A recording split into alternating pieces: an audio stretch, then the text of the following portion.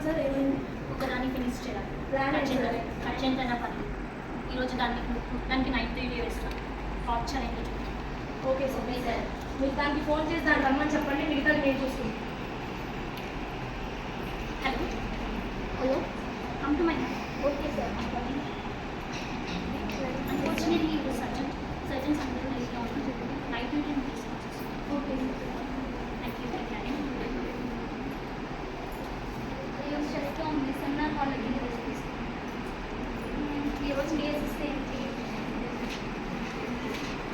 నిద్ర వస్తుంది.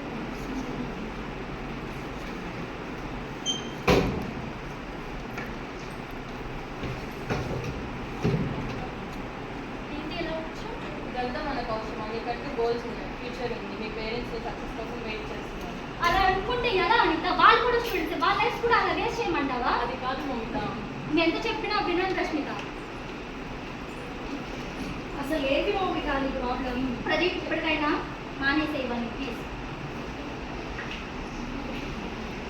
మానేయమంటే ఏం చేయమంటావు? ఎందుకు తీసుకో? స్టాప్ అబ్యూజింగ్ మీ. అబ్యూజింగ్ కాకపోతే ఏం చేయమంటావే?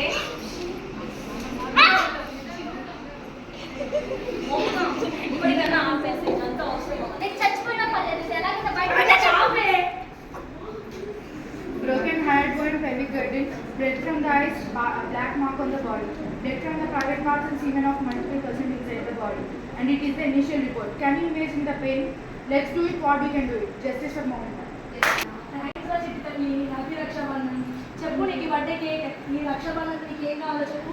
అన్నయ్య, ఈ లోకంలో ఎన్నో తప్పులు జరుగుతున్నాయి. అమ్మాయికి అసలు సేఫ్టీ లేదు. నేను కూడా ఒక చదివే కాబట్టి మన ఇంట్లో నుంచి నువ్వు అన్నయ్యగా అబ్బాయిగా పుట్టావు కాబట్టి నీ దగ్గర నుంచి మార్పు రావాలనుకుంటున్నాను. నన్ను కూడా ఒకటి చాలా రోజుల నుంచి ఏడిపిస్తున్నాను. నిన్నే ఏడిపిస్తున్నాడా? ఎవడాడు? వాడు అంత చూస్తా.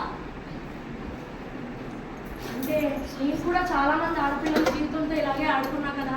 అంటే ప్రతి ఇంట్లో మన చెల్లిలాగే ఎంతో మంది ఆడపిల్లలు వాళ్ళ అన్నలు, ఆ తమ్ముళ్ళు, అక్క చెల్లెళ్ళు, తల్లిదండ్రులు వాళ్ళకి ఎంతో కష్టపడి చిన్నప్పటి నుంచి ఎన్ని కష్టాలైనా వాళ్ళకి ఏ బాధ కలగకుండా ఇంత కష్టపడి పెంచితే ఆఖరికి మన 2 నిమిషాల ఆనందం కోసం ఒక అమ్మాయి ఎన్నో కలల్ని, జీవితాన్ని నాశనం చేయడం ఎంతవరకు కరెక్ట్? అది ప్రతి ఒక్కరు ఆలోచించాలి.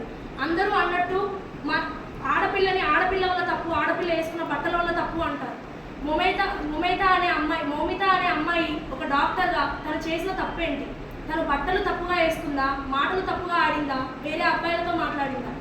తన లక్ష్యాల కోసం ఎంతో కష్టపడి తల్లిదండ్రులకు ఎంతో ఆనందంగా అప్పుడే తన ఆనందాన్ని పంచుకున్న అమ్మాయి కనీసం 40 నిమిషాల్లో తన జీవితం చిన్నప్పటి నుంచి కన్న కలలన్నీ నాశనం చేశారు.